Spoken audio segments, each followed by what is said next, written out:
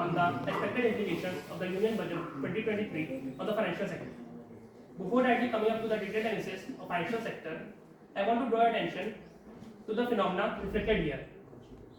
Globalization. What is globalization and how it has come into picture? You all might be familiar with the word globalization, but now I'm here to decide on an issue that is becoming more relevant in today's era, and that is globalization. Globalization is a slowdown of international economic activity, and we need to put emphasis on it, as the whole world is getting affected by it. And that is why our government has come up with the sub-species in its first budget of Amrit Khan. And as the results evident from the GDP numbers that are mentioned here, for the 2023 by the IMF, USA at 1%, China GDP growth at 4.4%, and India GDP growth at 6.1%. I would like to compliment it with a line, जहाँ विश्व स्तर पर सब हो रहे हैं slow, हम तब भी कर रहे हैं grow. Now moving on to the implication of Union Budget 2023. We firstly need to acknowledge that actually why we need to strengthen our financial sector. So the first reason is it is the backbone of our economy. Financial sector acts as a backbone of our economy as it funds all the plans, all the projects that we are going to have in future. Secondly, we all know that in India we pursue two economies, one that is cash economy and one that is recorded economy by government. Third, we have very limited number of taxpayers, so we need to enhance that so that we can earn more revenue through it. Now moving on to how the Union Budget has worked upon the financial sector as it being the backbone of economy. Government has introduced Hbti locker to be set up for MSMEs, in which the PAN will be used as a source of identification. Along with that, government has also reduced more than 39,000 compliances and 3,400 legal provisions were decriminalized to enhance ease of doing business. And the government has also revamped the credit guarantee scheme to provide collateral-free guaranteed credit of these 2 lakh crores to MSMEs with an infusion of 9,000 crores by providing the credit at 1% lower cost. Government also provided that deduction to corporate should be allowed only when payments actually made to MSMEs, which is a really good move to provide small and medium sector enterprises with working capital turnover. They have also proposed to reframe the IPF portal that will help the investors to claim their shares and dividends without much hassle, which will promote investment of individuals in the market more efficiently and effectively. As the impact suggests, there will be a great boost to debt financing, and as well as it will provide working capital turnover to the MSMEs, and that debt will help. That will provide money multiplier effect on the MSMEs sector. And the data is also given for your reference that we have 18,433 crore of IPF fund remaining in financial year 2021, which is a really huge number in its own. Next, we want to discuss about how the parallel economy in our country works and why the government is emphasizing on it. The government has launched GST in July 2017 to curb this parallel economy, and has been a part of successful in it too. We have seen a 25% year-on-year increase in GST collection from financial year 2021 to financial year 2022. In the early years, we had witnessed the failure of GST portals several times because the government was unable to ascertain how many transactions used to happen before this implementation. Government also introduced faceless tax scrutiny, as well as they have proposed appointment of 100 joint commissioners for disposal of appeals, and a recent amendment of all financial instruments is the introduction of CKYC, which will help the government to curb frauds and misrepresentation of data. Along with this, government is giving huge impetus on increasing the number of taxpayers because it is a really serious issue for a government, because we have only 7.5 crore individuals who have filed their returns in assessment year 2022 to 2023, and amongst that around 2/3 of the individuals have filed zero tax return, which is a really huge number. Then the government has also given impetus on taxpayers by making the new tax regime more lucrative that my colleague Hbti had shared about.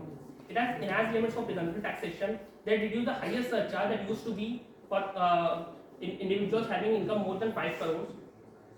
And then I have some suggestions so that we can have more impetus on getting more taxpayer and generating more revenues using them.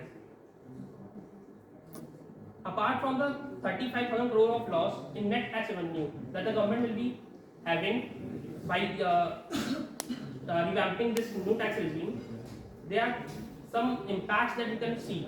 It could be more tax collection that the government may be seeing forecasting in the near future by more onboarding of more taxpayers, by more onboarding of more tax collection. The government will be able to make proper policy making. When they have proper record on black money will be curbed, they will be able to decrease the fiscal deficit, which is targeted at 4.5% by 2025-2026. They are planning to club all financial instruments so that the tax evasion could be controlled, that individuals are doing by using multiple names, multiple accounts, and black money could be depleted. Now I want to share some views on how the government is taking actions on financial sector instruments. Like government has launched that from 1st April 2023, all the life insurance policies except ULIP that are above 5 lakhs premium per annum will be taxable as per the slab rate of the individual. Taxation for repayment of debt under rates and InvITs will be changed. Market linked debentures have become taxable now, and liberalized remittance has increased to 20%. That used to be 5% when the amount enhanced from 7 lakhs rupees. Government also introduced in the capping of on deduction under section 54 and 54F. Now this will all these amendments along with the revision of new tax regime will affect Hbti and Hbti-CCD1B instruments badly, and the income given by rates and InvITs will be taxable as well. The market linked debentures will now be taxed as short-term capital gains.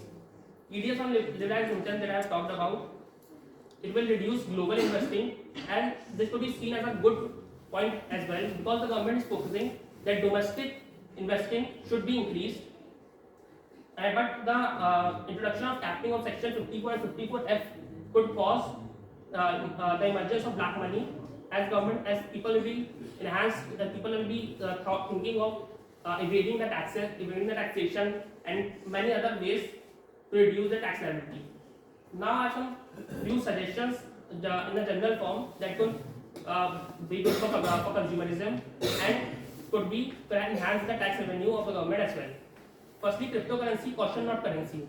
The government has introduced 30% taxation of cryptocurrency, but the government has not properly told us that what is going to do it in the near future. It's going to ban it or bring its own currency in the near future, because around 11.5 million Indians, even more than those who filed the return, have invested in cryptocurrency in the recent 2021 as per the IMF. So it's a big thing for our government to think about, because if they could be able to divert that money, they could enhance the Indian markets with use of that money. Second, introduction of inheritance tax. Like USA imposes inheritance tax when the funds are diverted to the offsprings. We can also introduce that. It can also enhance the tax revenue of the government. Renting out archaeological sites like that Fort Taj Mahal, we can rent out it so that it can also generate good revenue for the government. Infrastructure bonds can be introduced. Medical insurance along with Ayushman Bharat Yojana could be introduced along with mobile recharge, as we have 115 crore wireless set users. Infrastructure bonds could be introduced so that people will be motivated to invest in equity markets. Clubbing of income and controlling tax evasion. We can club the incomes of various personalities in our house, and we can help save the tax evasion that they are doing. Special contribution taxpayers. We recently provide a certificate of taxation when a person pays tax. So apart from that, we can provide special contribution right of placing government organization, airports, hospitals, etc. And recently we tax ESOPs when they are given to people in startups. So my suggestion is that we should not tax when they are given to the individuals. Rather, when they sell it off, we can tax them at that time. And that's how I wind up my presentation. Thank you. If anyone has any questions, they can. It's my pleasure to answer.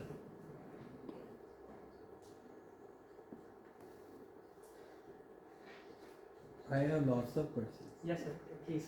First, how we will earn the money by renting Taj Mahal? So we can earn it by this, like if you are renting a Taj hotel, Okay. they charge to do their wedding there. You charge them. Like that, if you are charging 5 lakh rupees for doing the reception in Taj hotel, you can charge 10 lakh rupees for doing the reception in Taj Mahal. Because people will be enthusiastic so that my reception was held in Taj Mahal. They will brag about it. So that we can there will be some expenditure, but the income that we can earn, the revenue that we can earn is a lot. So, don't you think that something are more than that revenue? These something are like, you know, we preserve just because we preserve. We don't want to money from it. Like if you are getting money by you know, marriage hall, you can go any marriage hall in Kanpur or anywhere.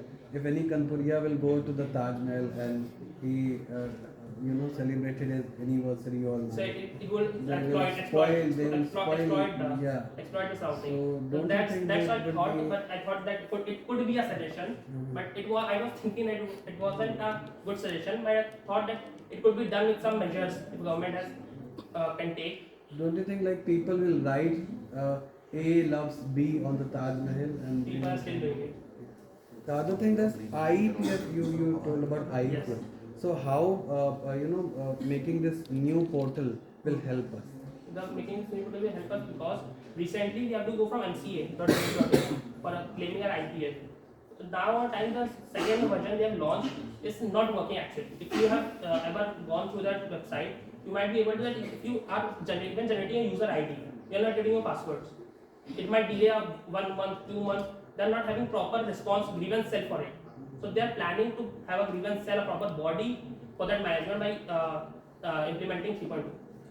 IEPF, you understand what? Yes, Investor Education and Protection Fund. So it is for education investors. Why the fund is going there? Why So you it is want? going there because when some shares are not having when any transaction not happen in any share for 7 years, then the money is transferred to IEPF for protection of the investors, so that their money cannot be used by any other person and cannot be exploited. And what is CKYC? CKYC is central KYC. Like if you have invested in mutual funds, they used to have KYC 4 years back, but now they are using CKYC. Even banking sector have CKYC. Even now from 1st January 2023, insurance sector have also applied CKYC. This is all doing the because that everything keeps in touch tact with the government. Okay, Aditya, I must say that your presentation was very informative. But one thing that I want to ask is about the rebates under Section 87. Do you know about Yes, sir. these rebates? Is Actually- there any amendment in this budget? Yes, ma'am. Under Section 87A, the government used to provide taxation rebate when the net income was below 5 lakhs before this finance bill. But now government has introduced that they will provide rebate of Section 87A till 7 lakhs under the new tax regime. And what is that rebate amount? Rebate amount is, ma'am, actually, if you calculate it, it will be around 25,000. Okay, and previously, do you know? In 20 it was 12,500.